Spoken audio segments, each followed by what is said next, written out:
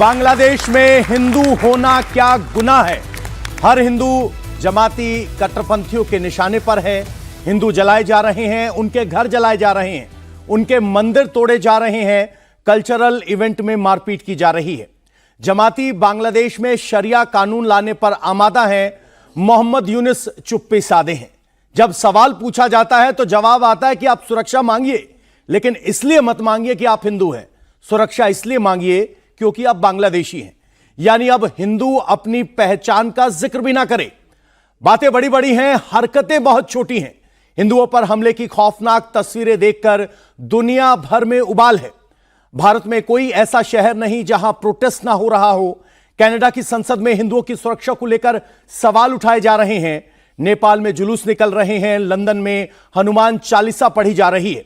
लेकिन भारत की सियासत में क्या हो रहा है? हिंदू संगठनों के अलावा कौन सड़क पर उतर रहा है? सेकुलरिज्म की माला जपने वालों की आवाजें क्यों नहीं सुनाई दे रही हैं? इक्का दुक्का नेताओं का ट्वीट छोड़ दीजिए, तो हिंदुस्तान में बांग्लादेशी हिंदुओं की चिंता कौन कर रहा है? गंगा जमुनी तहजीब वाले कहां हैं? ऑल आइज ऑन राफा कहने वाले ऑल आइज ऑन ढाका कहने पर शर्मा क्यों रहे हैं? आज इसी पर करेंगे बात, लेकिन सबसे पहले आपको वो कुछ आवाजें सुनाई देते हैं जो अब आई हैं। इतने दिन के बाद दीपूदास जल गए, हिंदुओं के घर जला दिए गए, लेकिन अपील आई है तो उसका भी स्वागत होना चाहिए। मौजूदा सूरत हाल बांग्लादेश की बहुत नाजुक हो चुकी है। वहां पर रोजाना आगजनी, तोड़फोड़ और अल्पसंख्यकों के साथ में जुल्म और ज्यादती हो रही है, जो निहायती काबिल अफसोस है। इस्लाम का स्पष्ट नजरिया है कि एक इंसान का कत्ल पूरी इंसानियत का कत्ल है।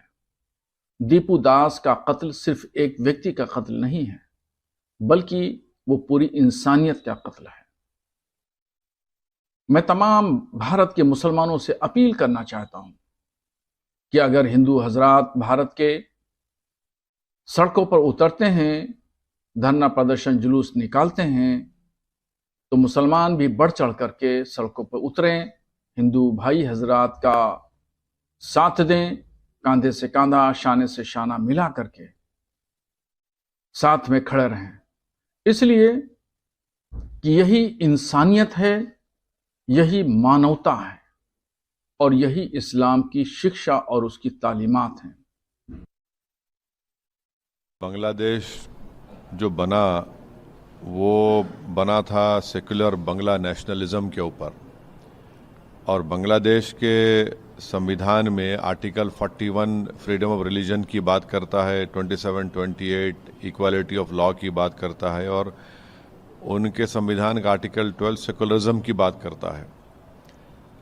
और ये जो वाक़यात हो रहे हैं जिसमें दीपू चंद्र दास को मारकर आग लगा दी गई, फिर अमृत मुंडाल को जान से मार दिया गया।